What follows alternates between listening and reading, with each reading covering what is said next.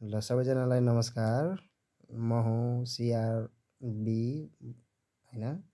मेरो नाम हो सीआरबी केमिस्ट्री सर भनेर तपाईहरुले चिन्दा हुन्छ। आज मैले तपाईहरुलाई चाहिँ क्लास 12 को board exam related name reaction जुन भेरी इम्पोर्टेन्ट छ त्यो नेम रिएक्सन भनेको अल्डोल कन्डेन्सेसन को बारेमा तपाईहरुलाई केही कुरा मैले शेयर गर्छु। यो अल्डोल कन्डेन्सेसनमा जानुभन्दा पहिला तपाईले दुईटा कुरा जान्नुपर्छ। तपाईले के जान्नुपर्छ त भन्दा अल्डिहाइड वा कस्तो मोलेक्युल किटोन मोलेक्युल जसमा के हुनुपर्छ अल्फा हाइड्रोजन चाहिँ हुनुपर्छ। अल्फा हाइड्रोजन भएको र बेस चाहिँ कस्तो हुनुपर्छ त भन्दा डाइल्युट NaOH भनिन्छ जेनरली। यसको मिनिङ यो होइन डाइल्युट NaOH मात्रै हो भन्ने होइन, यहाँ सोडियम कार्बोनेट पनि युज गर्न मिल्छ। भनेपछि अब इन वान सेन्टेन्स तपाईले के भन्नु पर्यो भने अल्डोल कन्डेन्सेसन भनेको अल्डिहाइड वा किटोन मोलेक्युलको कन्डेन्सेसन हो जसमा एसेन्शियल रिक्वायरमेन्ट के हुनुपर्छ त भन्दा अल्फा हाइड्रोजन र डाइल्युट NaOH हुनुपर्छ। अब हामीले यो रिएक्सनमा फर इक्जाम्पल मैले एउटा अल्डिहाइड मोलेक्युल लिन्छु जसको के हुन्छ त भन्दा अल्फा हाइड्रोजन। अल्डिहाइड भनेको त फर्मल्डिहाइड पनि हो तर यसमा अल्फा हाइड्रोजन छैन। त्यसकारण गर्दा यो मोलेक्युलले अल्डोल कन्डेन्सेसन दिँदैन। तर क्रस अल्डोल कन्डेन्सेसन चाहिँ फेरि यसले दिन सक्छ हैन। त्यो केस छुट्टै केस हो। तर अहिले हामी चाहिँ के मात्रै गर्दैछौँ त भन्दा क्रसको कुरा गरिरहेको छैनौँ, अल्डोलको मात्रै गर्दैछौँ। जस्तो फर इक्जाम्पल तपाईले अल्डिहाइड मोलेक्युल तपाईलाई थाहा हुनुपर्छ CH3 C double bond OH भयो। यसमा तपाईले के एड गर्ने त भन्दा बेस एड गर्ने। बेस कस्तो एड गर्ने त भन्दा डाइल्युट NaOH एड गर्ने। यो OH माइनसले यो अल्फा हाइड्रोजनलाई के गर्ने त भन्दा एट्याक गर्छ। किन एट्याक गर्छ त यो पनि क्वेशन तपाईहरुले सोध्नुभयो भने alpha hydrogen are acidic in nature भन्ने कन्सेप्ट हुन्छ। किन एसिडिक नेचर हुन्छ त भन्दा हेर्नुस् त यो जुन कार्बनसँग एट्याच भएको डबल बोन्ड छ त्यसमा कार्बनको पोजिटिभ चार्ज आउँछ। पोजिटिभ चार्ज किन आउँछ त भन्दा अक्सिजनले आफ्नोतिर इलेक्ट्रोन तान्छ। किन तान्छ त भन्दा अक्सिजन मोर इलेक्ट्रोनेगेटिभ छ त्यसकारण गर्दा हैन।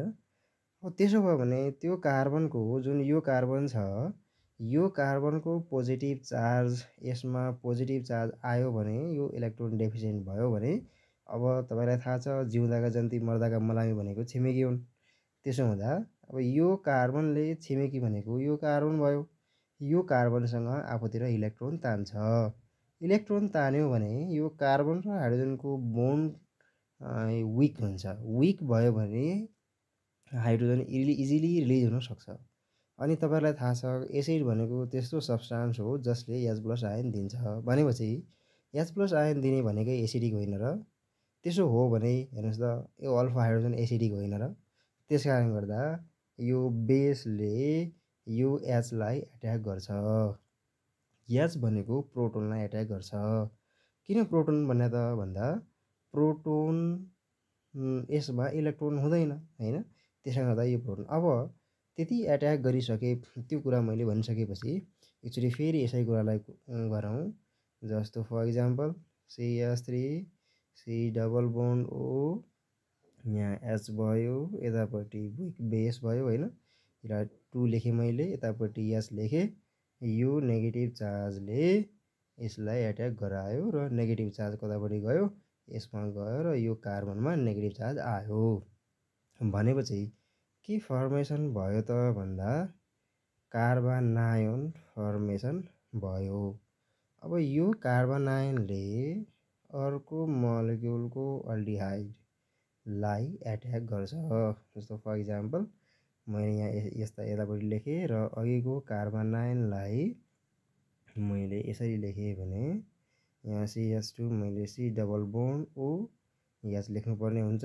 मैले यसलाई यहाँ एट्याक गर्ने बित्तिकै अब यो बोन्ड चाहिँ माथिपट्टि सिफ्ट हुन्छ। सिफ्ट हुँदै गर्दा यसमा नेगेटिभ चार्ज आउँछ हो। अब नेगेटिभ चार्ज आइसकेपछि तपाईँको कम्पाउन्ड कस्तो फर्मेसन भयो त भन्दा CH3 यहाँ C यहाँ के आयो त O नेगेटिभ आयो। अघिको याच मैले तलपट्टि लेखेँ। यतापट्टि के आयो त भन्दा CH2 यतापट्टि C डबल बोन्ड O यतापट्टि याच आयो हैन। अब यो जुन नेगेटिभ चार्ज छ त्यो नेगेटिभ चार्जले प्रोटोन एब्स्ट्र्याक्ट गर्छ। प्रोटोन एब्स्ट्र्याक्ट गर्यो भने हैन त्यहाँ प्रोटोन यो नेगेटिभ चार्ज हुन्छ। यो प्रोटोनले चाहिँ नेगेटिभ चार्ज एब्स्ट्र्याक्ट गर्छ। नेगेटिभ चार्ज एब्स्ट्र्याक्ट गर्यो भने तपाईँको कम्पाउन्ड के फर्मेसन भयो त भन्दा के फर्मेसन भयो त भन्दा CH3 C यहाँ माथिपट्टि के आयो OH आयो किनभने नेगेटिभ चार्जले प्रोटोन एब्स्ट्र्याक्ट गरेको हो र यसमा याच आयो। यतापट्टि के आयो CH2 CHO आयो। यो प्रोडक्टको नाम भनेको के हो त अल्डोल हो, जसको मिनिङ के हुन्छ त भन्दा अल्ड भनेको चाहिँ अल्डिहाइडबाट आएको हैन, OL भनेको चाहिँ अल्कोहलबाट आएको। त्यसकारण यो प्रोडक्टको नाम के भयो त अल्डोल भयो वान सेन्टेज। अर्को नाम के हुन्छ त भन्दा हेर्नुहोस् त यो CHO भनेको फङ्सनल ग्रुप हो। फङ्सनल ग्रुपसँग जोडिएको कार्बनलाई के भनिन्छ अल्फा कार्बन। अल्फा कार्बनसँग जोडिएको यो कार्बनलाई के कार्बन भनिन्छ बिटा कार्बन। भनेपछि बिटा कार्बनमा OH फङ्सनल ग्रुप छ भने अब हेर्नुहोस् त यहाँ दुईटा फङ्सनल ग्रुप आयो, एउटा अल्डिहाइड एउटा OH। अब फङ्सनल ग्रुपको प्रायोरिटी अर्डरमा के आउँछ त भन्दा अल्डिहाइडले प्रायोरिटी पाउँछ। त्यसो भए त्यो कम्पाउन्डको अर्को नाम के हुनसक्छ त भन्दा बिटा पोजिसनमा OH छ। त्यसकारण गर्दा OH यदि सब्स्टिट्युटको फर्ममा आयो भने हाइड्रोक्सी लेखिन्छ, बिटा हाइड्रोक्सी अल्डिहाइड ALDHY DLDH। कुरा बुझ्नुभयो? हस्, थ्याङ्क यू।